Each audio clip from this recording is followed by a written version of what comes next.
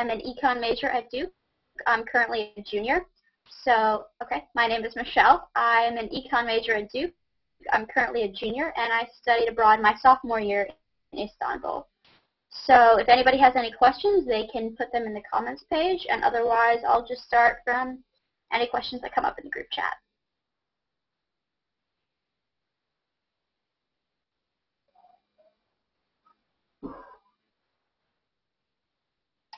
So I studied abroad in Istanbul in the spring of 2011, and it was an awesome experience. And when I had studied abroad, it was just available in the spring, but now it's available in both the fall and the spring. So, you know, people have more options with studying abroad in Turkey.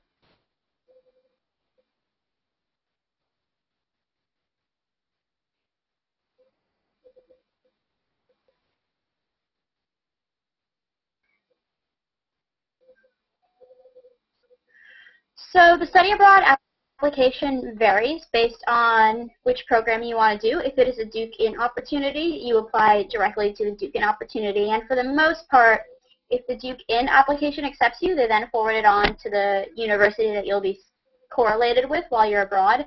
And basically, they kind of like filter the applicants themselves. So if Duke accepts you, it's more than 90% likely, I'd say, that the corresponding university abroad will accept you. Otherwise, you have to apply directly to the program, and so I know for one example, my current roommate is applying to a Butler program in London, and so she has to apply directly through them, and it's slightly more complicated, I'd say, but at the same time, it gives you a little bit more freedom in the sense that you're not confined to, like, you know, the 20 programs that Duke has, which, you know, for most people is extensive enough, but otherwise, if you're interested in pursuing a specific topic or in a different region, then Duke has a program. Those are definitely available to you.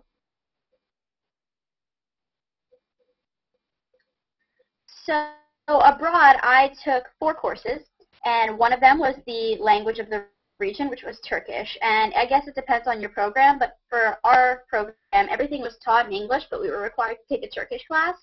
If, for example, you studied abroad in Madrid, all of the classes were taught in Spanish, so you were not required to take a Spanish class.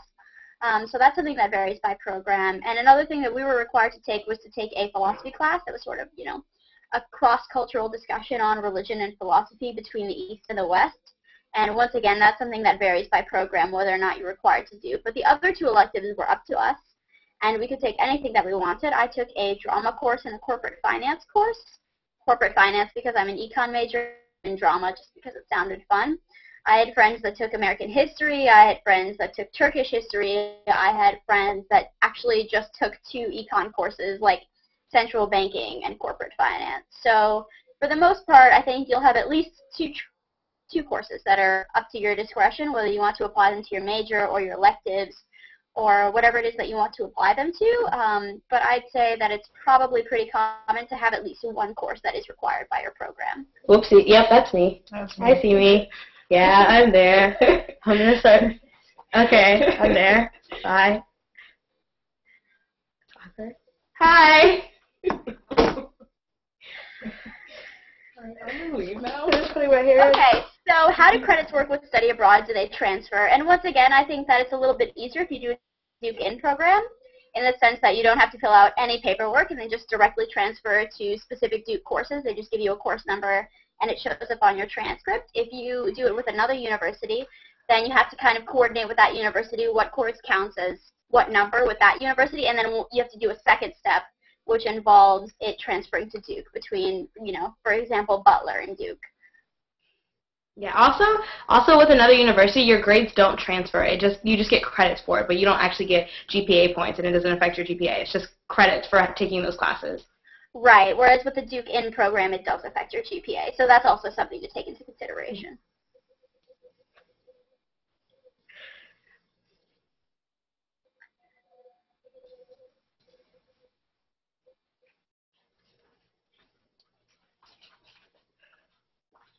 So a Duke In program, they have, I think it's between 18 and 20 programs that are specifically Duke University associating with a university abroad. So they have like a direct translation between courses, and you have Duke faculty and Duke hired advisors that will help you on your process, and they have specific programs and vacations that you go on.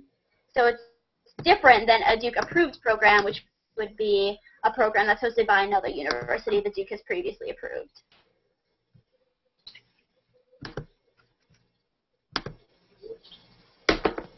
So if you don't speak the language, there are a number of programs that don't require you to have a previous knowledge of the language, like, for example, the program in Turkey or, let's say, the program in Italy, right? And in that case, I think you're usually required to take the language while you're in the country, but the other courses will be taught in English.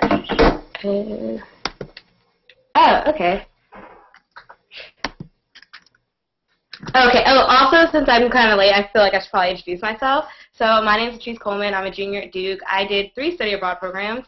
I did Duke in Mexico, which is no longer there, but I did Duke in Mexico, Duke in Geneva, which is the international business program, and I also did Duke in Florence.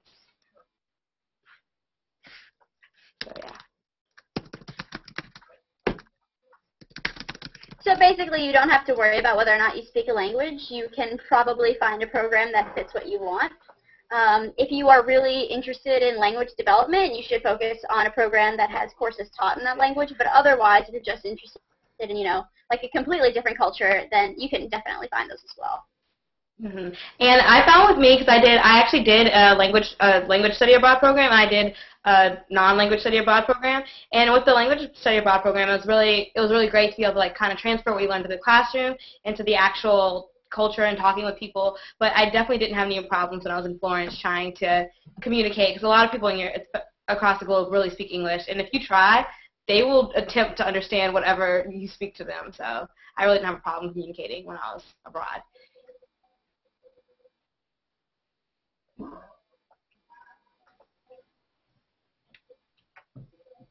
So for the Duke In programs, they coordinate where it is that you're going to live. Like, for example, Duke in Istanbul, you lived in the dorm of the specific university. But for a lot of the Duke-approved programs, you kind of have to find that on your own. I know for at least one of my friends who studied abroad in London that they had to find their own apartment ahead of time. So it definitely varies by what program you choose.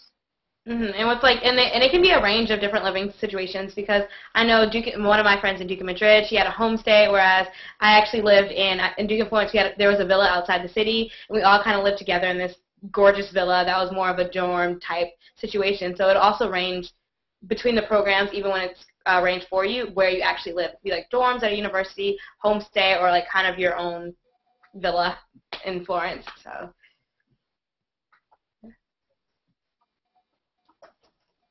I mean, it was definitely pretty safe, I feel like, for me at least. I guess it depends on where you go. I probably wouldn't recommend a single girl who's age 20 going to a country where she doesn't speak the language completely alone.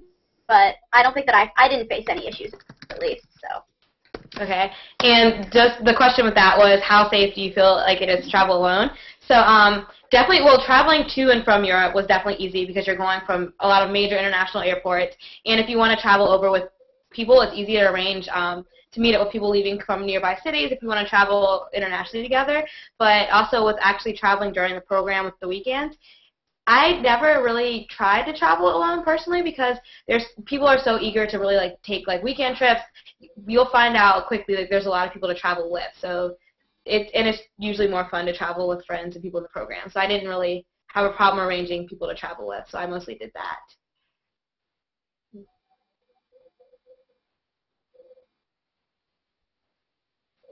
I do know people who, okay, so the question was, do you know anyone who did something like a semester at sea or something outside of Duke?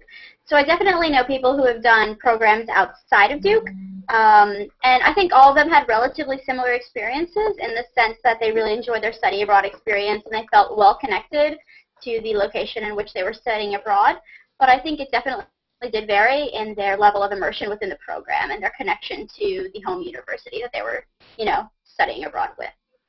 Mm-hmm. And also with semester at sea, I know I looked at that before when I was looking at abroad, and Duke really tries to steer its students away from that, because semester at sea you go to a lot of different places, but Duke's emphasis is really on being immersed in a certain culture, and so they don't feel semester at sea really gives you that chance to really get to know the local culture. So I doesn't really encourage you to do that, but I had a great time, and I know people that did other immersive programs through NYU, and they met great people, and you can get those approved through Duke if it meets the requirement. So.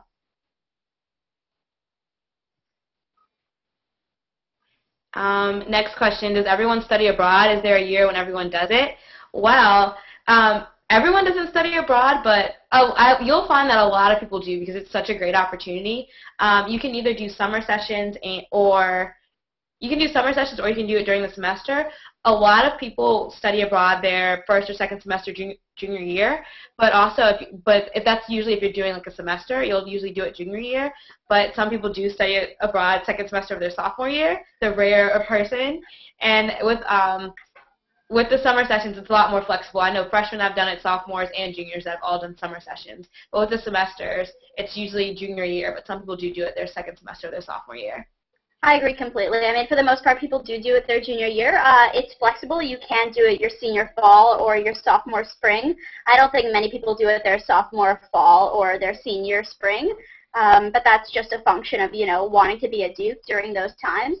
I think there's probably the option if you're really interested in pursuing those timings, but it's very infrequent. The high frequency is definitely junior fall. And the question is, how selective are applications to Duke Engage? And I'd say they're pretty selective, but I think if you continuously apply, you'll probably get accepted. I know a lot of people who have applied multiple times, and by the time it comes to their junior summer, that they're accepted. So I don't know if you could guarantee, like your first application freshman summer that you would get accepted, but if you pursue the opportunity, you'll get what you want. Mm-hmm. And I actually did Duke Engage after my freshman year, and the application it's not intensive, but it's kind of, they want to make sure that you really want to do it, and it is a competitive process because it's such an amazing experience. But like she said, I would really encourage people to apply early and often because there's so many amazing programs. You can do an independent project, or you can do one of the domestic projects, or one of the international ones, and it's such a great opportunity that a lot of students try to take advantage of it. So I would really just apply early and often. But if you really put effort into the application and try at least more than once, you should have the opportunity to do it. So.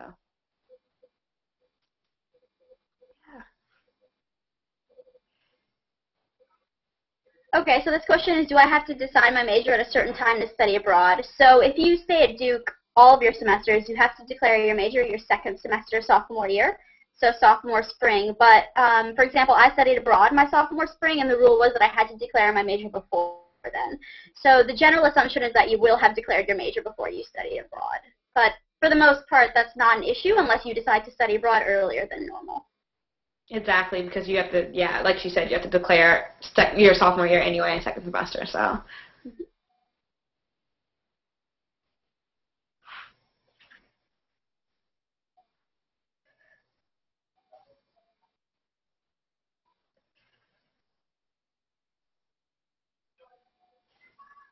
So the question is, for eligibility, do most students get accepted for a normal study abroad program? I would say yes. I know a lot of people. I don't know many people that didn't get the study abroad program that they applied for, and if not, they didn't get, or at least got waitlisted. But I feel like, especially if you do the application early and talk to you have a really, really high chance of getting the study abroad program that you want. Definitely. And I think they post pretty clear eligibility requirements, like, they have a minimum GPA, and if you read that beforehand, you kind of self-select who's going to apply. And so I'd say definitely, and the vast majority of people who apply get accepted into the study abroad programs they want. Mm-hmm. Next question, I am a Pratt student. Is anything different for me? Well, it might be with Pratt, and even with some pre-med people, it might be a little bit different, but I do know Pratt people that have gone abroad. But you have to be more strategic because you have certain requirements that you have to take, and not all of the more hard science and engineering classes from abroad will count.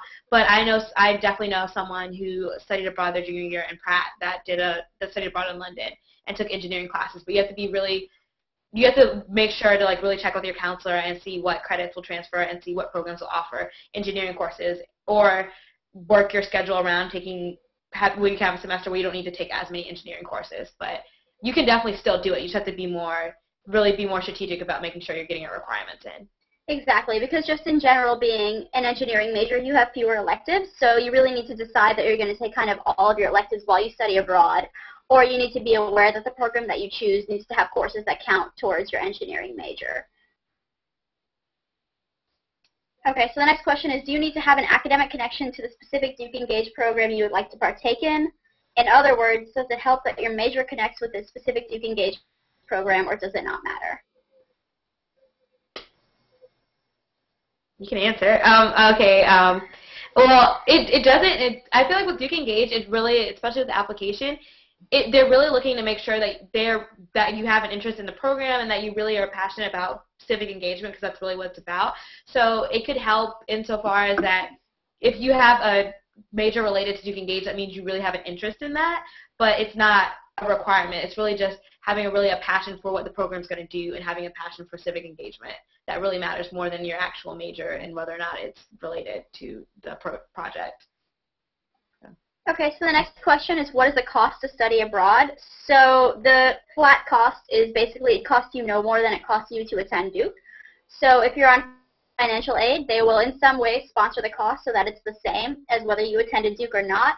And if you're not, it'll be the same as you attending Duke. You just write your check to Duke University and kind of that's that. And they'll just take care of everything else. Yeah, what she said. Yeah, finances really shouldn't be an issue with studying abroad because they're really good about that. And so if you're going to be here anyway, you could also be in another country and for the same price. So. Yeah, exactly. So I know that for some people, if you're like on financial aid, let's say, and then you have a plane cost, Duke's not going to refund that, but they'll decrease the amount that you have to pay Duke by the amount they expect you to have to pay for something like transportation or your costs abroad that might not be taken into your program, like a meal plan if you don't have a meal plan abroad or something like that. So it's pretty much a similar cost, and finances are not really a thing that affect either option. And they're really flexible because I know people who also, even with, their financial aid, or they, had issues with, getting the, plane ticket ahead of time, and Duke was, really flexible with, working with their aid and, making sure they had their plane ticket or whatever, what have you. So they're really flexible in making sure that not only the cost of tuition is covered, but also your necessary upfront costs that you might not have expected. So. Okay, so the next question is, would you tell incoming students to go abroad? Why, and what is the biggest thing that changed you? I would definitely tell everyone to go abroad. I think that probably everyone who goes abroad can agree that it was their best semester and that it changes you a lot in the way that I think that you're very flexible with dealing with different circumstances, and that I think it gives you a slightly different outlook on your education and the decisions that you make in life in general. So I think everyone who goes abroad would highly recommend everyone else to go abroad. Yeah, not only do I'll tell incoming freshmen, I've come back telling everyone. I'm telling, the current freshmen, the current sophomores, juniors, it's not too late. Seniors, you should have done it, maybe do a fellowship abroad. But yeah, study abroad was definitely, one of the most, actually I did 3 programs. It was the most amazing experiences of my Duke career. It really gives you, first, it gives you a sense of independence because you're in a foreign country, you're doing, things you, once you've been lost in Europe, what's getting lost in New York City? You don't speak the language, you're wanting, it's just meeting these challenges that you didn't expect, and also just actually being able to see a lot of things that you studied in person. I saw the David. I saw it several times. I would just go, wander around and just see it. I saw the mausoleum, being able to see, actual things that people study from textbooks, but in real life was just amazing. So. No, I agree completely. And I mean, definitely not only the things that you've studied, but the things that you sort of hear about, but you don't fully understand, when you talk about, immigration issues in certain policies, right? The fact that some people don't speak English and whether or not you want that to be a requirement in education. And when you go abroad and you don't speak the core language and you understand how it affects you, I think that it definitely gives you a different perspective than just, being a native of the country that you live in. So the next question is, did you travel every weekend or did you stay in your host city? What was the coolest place you went to? This is a range. Okay, so being abroad, you're excited because you're especially when you're in Europe, because there's so many places, there's so many countries you can get to just easily. So you have to balance it between I really want to get to know Florence, I'm studying here, I'm learning the culture, I'm even trying to learn a little bit of Italian, and also wanting to be able to really see Europe. So we traveled a lot, especially at the beginning of the program, but even towards the middle and end, we really wanted to spend a lot of time in the actual city because you grow to really love the city you're studying in. It'll be hard to say which was my favorite place to visit because we had a 10-day October break and we went to 5 different countries, and so I feel my top 2 places would be Belgium, which I didn't expect because I actually bought it randomly because it was on sale for Ryanair, and also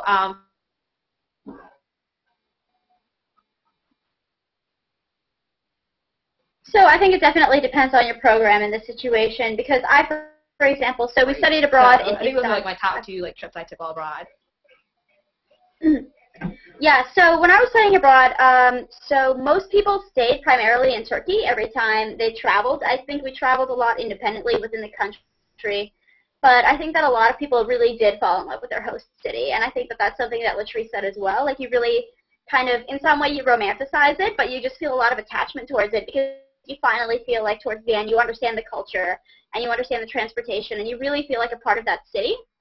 And so I think it's really hard to put places that you visited for just, 3 or 4 days above that city, but at the same time, there were also really, really cool things that you saw and really amazing opportunities. So I just think it's very difficult to compare your host city to the places that you visit. I'm going to grab my laptop charger. I'll be right back. Okay, so the question is, did you have to get any shots, or what did you do if you got sick while you were in a foreign country? So that definitely depends on where you go. I've had friends who've gone abroad to like Costa Rica or to South Africa or to Argentina and Ecuador, and they obviously had to get different kinds of shots or health requirements than my friends who, let's say, studied abroad in London or in Belgium or as me in Turkey, and I didn't have to get any, and I did not get sick while I was in a foreign country. So that definitely depends on where you go and what you're looking for. Okay, so the question was, what was the question? Oh, did you get sick while you're in a foreign country? I personally did not get sick, but when I was in Mexico, some people, because I didn't get sick myself, but they do give you some warnings. With Mexico, you're not supposed to drink the water. And if they do give you warnings, I would highly advise you to follow those warnings, because we did have some people that did drink the water and also bought 1 peso tacos off the street corner.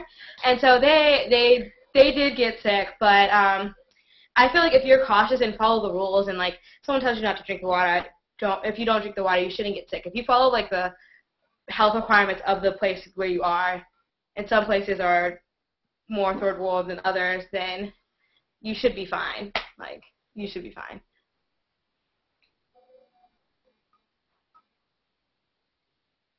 How is the train system in Europe? And you mentioned Ryanair too. How easy is it to get around for those weekend and fall break trips? The train system is really great. You can get like a Euroworld pass, which when I did the Duke of Geneva program, a lot of people we took the train a lot more than we did.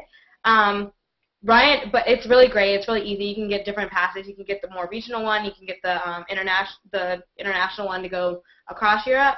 And then with Ryanair, it's super easy, and they have really good discounts. So you can literally go on their website and like check like lowest fares, and you can get like I got my trip from Italy to Belgium for €9.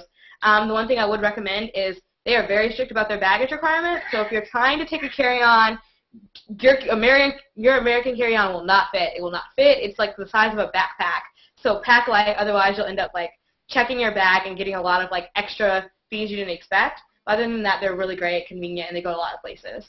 So. Yeah, and the trains on Europe are like really good about being on time, but they're also really good about enforcing the requirements. So if they're going to be on time, you have to be on time. If you're going to be 10 minutes late, you've probably missed the 5-minute window in which they stop at your train station.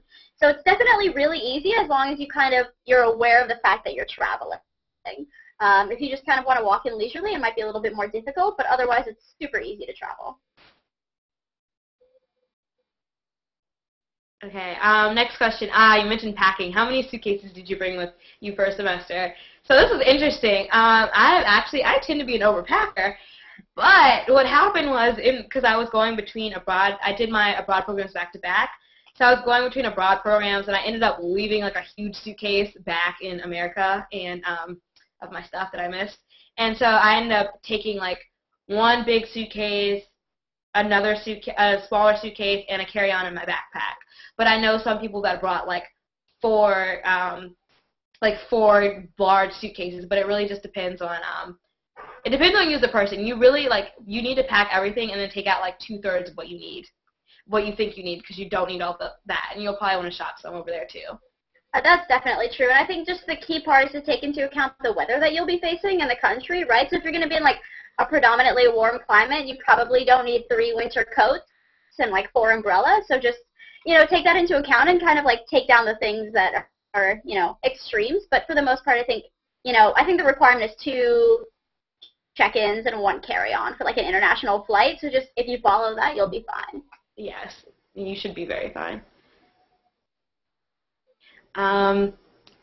We have a comment from Joseph McElroy. Good to see Duke on the forefront of social media interaction with prospective students. Oh, thank you for that. We try.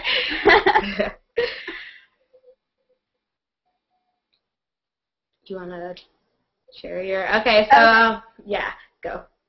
Okay, so I'd say my favorite story while studying abroad was probably an instance where we just, on the spur of the moment, we kind of decided to go to this city. It was called Ephesus, which is like this ancient Roman city in Turkey, and nobody really knew what it was because in Turkish it was a different name than it was in English, and we were all quite confused, and the timing changed while we were abroad. It was just, to be frank, it was a complete mess. Nobody knew what was happening.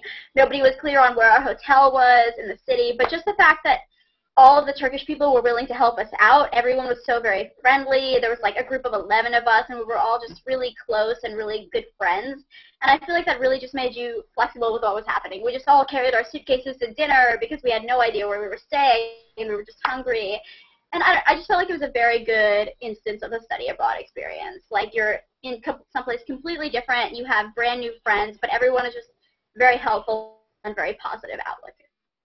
I think my best time abroad, my best story from abroad was actually Oktoberfest, because like everyone was really excited because everyone's heard of Oktoberfest. So like we all end up like almost the whole villa ends up going to Oktoberfest either like the first weekend or the last weekend, and so we all sign up with like the same travel company. So we're all like usually you travel in like groups of like 4 or 5. We're all like heading out. There's like 15 of us. Like we're taking this like overnight bus to get to Munich for Oktoberfest, and like we're all in different hostels. And then like during the actual festival, it's just so funny because you're in Europe and people are studying abroad, but I literally saw people that weren't in my program that were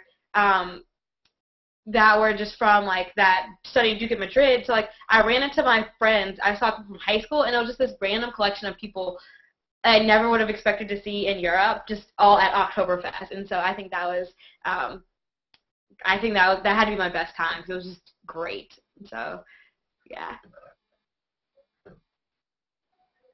Okay, so the final question is, how often do students travel? And I think that it's fair to say that out of like 15 weeks abroad, you'll travel at minimum like 1/3 of those weeks. I think that's pretty normal, right? To say like you'll travel once a month if you're abroad for 3 months. But I think that in certain programs, you'll travel much more. Like I know people who studied abroad in Luxembourg, and they were traveling probably every other weekend just because there's less to do in Luxembourg.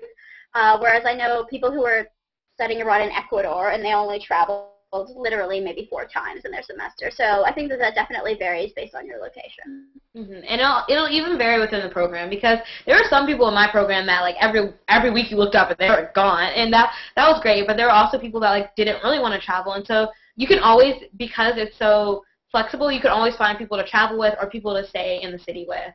And also usually most programs have at least 2 field trips. At least in all my programs we had at least 2 field trips to go on. So like one of mine, we hiked the Alps. We went hiking in the Alps for one, and like we went to Berlin for another field trip. We went to Rome for a field trip. We went to Venice. So like you should usually like there'll also be like a field trip. So those will be fun times too. So the next question is, does financial aid apply to Duke Engage? And so Duke Engage is a free program, which is why it's kind of so competitive, because everything that you want to do is completely sponsored by Duke. Your travel, your housing, your food while you're there, and you kind of get a stipend for like living in the area that you're engaging in. So financial aid is not really a question in the sense that it's basically completely free to you, regardless of not whether you're on financial aid. Yeah, and it's not, and like she said with the stipend, it's not only free, like you don't have to pay, but you have to worry about like, how do I live here, because I'll still have to pay to like be in the city. No, you get a stipend that that'll cover your expenses. And they're really good about, because not only do they give you a stipend, they also give you a budget, and they say this is how we calculated this, so you should be well within your means to live. And usually they're really generous to make sure that you don't run into any financial issues. So yeah, you get a stipend when you can engage. Applying. Do you have any tips for applying to Duke Engage? Like I said, they really want to make sure that you're actually like passionate about civic engagement. So I would definitely talk about like what's inspired you, like what's your inspiration for wanting to do the program, and yeah, like really talk about like what's inspired you, and talk about like why you start thinking about why you want to be civically engaged, and kind of make sure that's a theme throughout your application. And you can either do a independent project, which is a little bit more detailed, and if you're doing an independent project, I would also stress that when you get your mentor that'll help you put together an independent project, you make sure to meet with them, and they can really guide you on like what you need to do with that. So. Yeah, and you'll definitely know people who have done independent projects before you, so I would talk to them because they'll know kind of the questions that they're going to ask you in the interview. Like, do you know what you're going to do? Do you know what your timeline is? Do you know where you're going to stay? And they're going to ask you very specific questions, and as long as you know at least one person who's done an independent project ahead of you, then you'll kind of know ahead of time what to expect. Yeah, and it's not a bad, it's when you fill out the application, because I actually did an independent project, they're really specific about what they want. So like as long as you make sure to like really answer the questions and not even just kind of like half answer, like make sure you have really solid answers for the questions, and that you have a solid program that you talk with, like, because you have to have a staff mentor. If you talk with your staff mentor, like, is this a good project? Like, they can really guide you on how to frame it. So it's really, if you put in the work and make sure to answer all their questions and make sure they're solid answers, you should be good for the independent project. But also don't wait till last minute. That's what messes up a lot of people, because you can't do it last minute. It's too long. So.